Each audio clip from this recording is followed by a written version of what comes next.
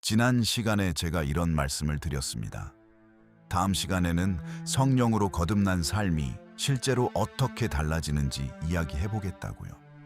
그런데 오늘 이 이야기를 시작하기 전에 먼저 한 가지 오해를 풀고 싶습니다. 성령으로 거듭나면 삶이 달라진다고 하면 많은 분들이 이런 그림을 떠올리시는 것 같습니다. 어느 날 갑자기 완전히 다른 사람이 되는 것. 더 이상 화를 안 내고 항상 기쁘고 모든 유혹을 단번에 이겨내고 주변 사람들이 다 알아볼 만큼 드라마틱하게 변하는 것. 그런데 저는 오늘 조금 다른 이야기를 드리려 합니다. 성령으로 거듭난 삶의 변화는 대부분 처음에는 아주 조용합니다. 폭발적이지 않습니다. 눈에 잘 띄지 않을 수도 있습니다. 그래서 어떤 분들은 나는 변한 게 없는 것 같은데 내가 정말 거듭난 건가 하고 불안해하십니다. 오늘 그 불안에 대한 이야기를 하고 싶습니다. 그리고 성경이 말하는 거듭난 삶의 변화가 실제로 어떤 모습인지 아주 구체적으로 살펴보겠습니다. 먼저 이 질문을 같이 생각해 보고 싶습니다. 거듭남의 변화를 어떻게 측정할 수 있을까요? 많은 분들이 행동으로 측정하려 합니다. 술을 끊었는가, 욕을 덜 하는가, 헌금을 더 많이 하는가, 예배를 빠지지 않는가. 이런 것들이 변화의 증거라고 생각하시는 거죠. 물론 거듭난 삶에서 이런 행동의 변화들이 따라올 수 있습니다. 그런데 이것만 보면 아주 중요한 것을 놓칩니다. 성경이 말하는 거듭남의 변화는 행동보다 훨씬 더 깊은 곳에서 시작됩니다. 바로 무엇을 향해 살고 있는가라는 방향의 변화입니다. 로마서 8장 5절부터 6절까지를 보겠습니다. 육신을 따르는 자는 육신의 일을, 영을 따르는 자는 영의 일을 생각하나니 육신의 생각은 사망이요 영의 생각은 생명과 평안이니라. 여기서 바울이 대비시키는 건 나쁜 행동다의 좋은 행동이 아닙니다. 무엇을 생각하고 무엇을 향해 사느냐는 방향의 차이입니다. 거듭나기 전의 삶은 설령 도덕적으로 좋아 보여도 기본적으로 내가 중심입니다. 내 행복, 내 성공, 내 안정, 내 체면. 이게 삶의 기준점입니다. 거듭난 삶은 이 기준점이 바뀝니다. 내가 중심이 아니라 하나님이 중심이 됩니다. 이게 방향의 변화입니다. 그런데 이 방향의 변화는 처음에는 아주 작은 것에서 나타납니다. 아침에 눈을 떴을 때 가장 먼저 무슨 생각이 드는가?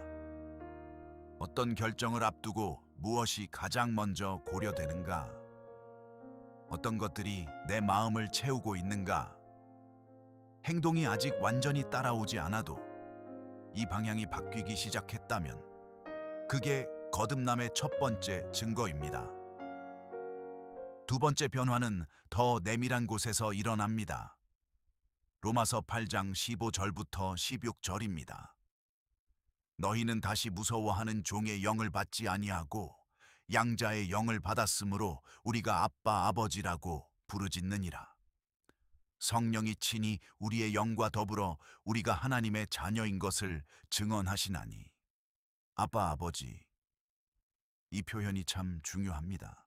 아빠 아바는 아람어로 어린아이가 아버지를 부르는 가장 친밀한 호칭입니다. 격식 있는 아버지가 아니라 아이가 달려가며 부르는 아빠입니다. 1세기 유대인들은 하나님을 이렇게 부르는 것이 너무 무례하다고 생각했습니다. 그런데 예수님이 이렇게 부르셨고 성령이 우리 안에 임하시면 우리도 이렇게 부르게 된다고 바울은 말합니다. 거듭나기 전의 신앙에서 하나님은 어떤 분이십니까? 두렵고 멀고 무서운 분이십니다. 잘못하면 벌을 주시는 분, 항상 나를 지켜보며 점수를 매기시는 분. 그래서 기도가 숙제처럼 느껴집니다. 예배가 의무처럼 느껴집니다. 그런데 성령이 임하시면 이게 바뀝니다. 하나님이 낯선 심판자가 아니라 아버지로 느껴지기 시작합니다. 기도가 의무가 아니라 대화가 됩니다. 예배가 숙제가 아니라 만남이 됩니다. 이 변화는 설명하기 어렵습니다. 지식으로 하나님은 아버지이십니다 라고 아는 것과 마음 깊은 곳에서 하나님이 내 아버지이시다 라고 느끼는 것은 완전히 다른 경험이니까요. 혹시 지금 하나님이 여전히 멀게 느껴지신다면 그건 당신이 나쁜 사람이기 때문이 아닙니다. 성령의 임하심이 아직 깊이 경험되지 않은 것일 수 있습니다. 그 거리감을 하나님 앞에 솔직하게 가져가시기를 바랍니다. 하나님, 저는 아직 당신이 낯설게 느껴집니다. 아버지로 알게 해주세요. 이 기도가 출발점이 될 수 있습니다. 세 번째 변화는 많은 분들이 공통적으로 이야기하는 것입니다. 성경이 달라집니다. 거듭나기 전에 성경은 어떤 책입니까? 읽어야 하는 책입니다. 의무감으로 펼치는 책, 어렵고 두꺼운 책, 뭔가 중요한 내용이 있는 것 같은데 내 삶과 연결이 잘 안 되는 책. 그런데 성령이 임하시면 이게 바뀝니다. 성경이 갑자기 쉬워지는 게 아닙니다. 그런데 말을 걸기 시작합니다. 어떤 말씀을 읽는데 이게 지금 내 이야기구나 하는 순간이 생깁니다. 분명히 수천 년 전에 쓰인 말씀인데 오늘 내 상황에 정확하게 들어맞는 것 같은 느낌. 어떤 구절 앞에서 이유 모르게 마음이 뜨거워지거나 눈물이 나거나 한 자리에 멈추게 되는 경험. 히브리서 4장 12절이 말하는 것이 이겁니다. 하나님의 말씀은 살아있고 활력이 있어 좌우의 날선 어떤 검보다도 예리하여 혼과 영과 및 관절과 골수를 찔러 쪼개기까지 하며 또 마음의 생각과 뜻을 판단하느니라. 살아있고 활력이 있다. 이게 지식으로 읽힐 때는 그냥 좋은 표현처럼 들립니다. 그런데 성령 안에서 성경을 읽을 때는 이게 실제로 경험됩니다. 말씀이 내 깊은 곳을 건드립니다. 요한복음 16장 13절에서 예수님은 성령을 이렇게 소개하십니다. 진리의 성령이 오시면 그가 너희를 모든 진리 가운데로 인도하시리니. 성령이 말씀의 교사이십니다. 성령이 임하시면 같은 말씀이 다르게 들리는 이유가 여기 있습니다. 만약 지금 성경이 여전히 의무처럼 느껴지신다면 읽기 전에 이 짧은 기도를 먼저 해보시겠어요? 성령님, 오늘 이 말씀을 통해 저에게 말씀해 주세요. 한 문장입니다. 그리고 읽으세요. 분량은 상관없습니다. 한 구절이라도 좋습니다. 뭔가 마음에 걸리는 게 있으면 거기서 멈추세요. 그게 성령이 말씀하시는 방식일 수 있습니다. 네 번째 변화는 처음에는 불편하게 느껴질 수 있는 변화입니다. 죄가 불편해집니다. 거듭나기 전에는 어떤 일들이 그냥 됩니다. 남을 뒤에서 험담하는 것, 내 유익을 위해 약간 거짓말하는 것, 음란한 콘텐츠를 보는 것, 화를 참지 못하는 것. 물론 찜찜한 느낌이 없지 않지만 그냥 넘어갑니다. 그런데 성령이 임하시면 이게 달라집니다. 전에는 그냥 넘어갔던 것들이 걸리기 시작합니다. 하고 나서 마음이 불편합니다. 하나님 앞에 서기가 어색해집니다. 이게 오히려 좋은 신호입니다. 요한복음 16장 8절에서 예수님은 성령에 대해 이렇게 말씀하십니다. 그가 와서 죄에 대하여, 의에 대하여, 심판에 대하여 세상을 책망하시리라. 성령이 임하시면 죄에 대한 민감함이 생깁니다. 이게 정죄감과는 다릅니다. 정죄감은 나는 나쁜 사람이야, 나는 안 돼 라는 방향으로 무너지게 합니다. 그런데 성령이 주시는 죄에 대한 민감함은 이건 하나님과 나 사이에 있는 걸림돌이구나, 치워야겠다는 방향으로 작동합니다. 비유로 말씀드리면 깨끗한 방에 들어갔을 때는 먼지 한 톨이 눈에 띕니다. 그런데 이미 지저분한 방에서는 먼지가 눈에 안 보입니다. 성령이 임하시면 마음이 민감해져서 전에는 보이지 않던 것들이 보이기 시작합니다. 이게 불편하게 느껴질 수 있지만 사실은 깨끗해지고 있다는 신호입니다.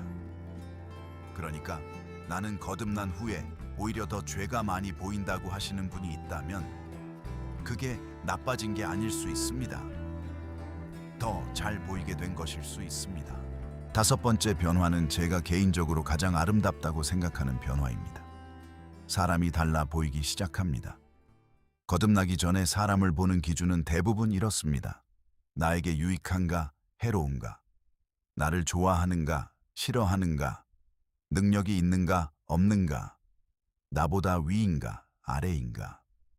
그런데 성령이 임하시면 이 시선이 조금씩 바뀝니다.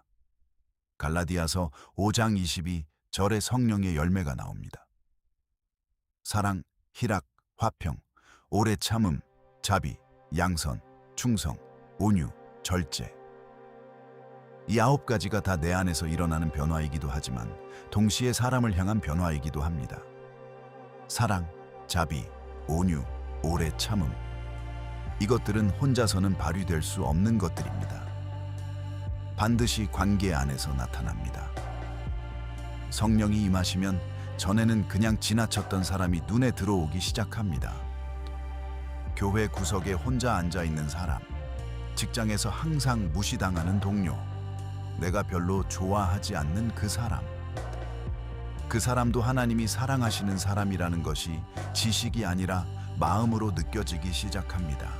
물론 이 변화가 한순간에 완성되지는 않습니다. 성령 안에서 성장하는 과정입니다. 여전히 어떤 사람은 힘들고 여전히 관계에서 상처도 받습니다. 그런데 방향이 달라집니다. 내 감정대로 반응하는 게 아니라 잠깐 멈추고 이 사람을 어떻게 대해야 할까를 묻게 됩니다. 이 작은 멈춤, 이 작은 질문이 성령의 역사입니다. 오늘 5가지 변화를 살펴봤습니다.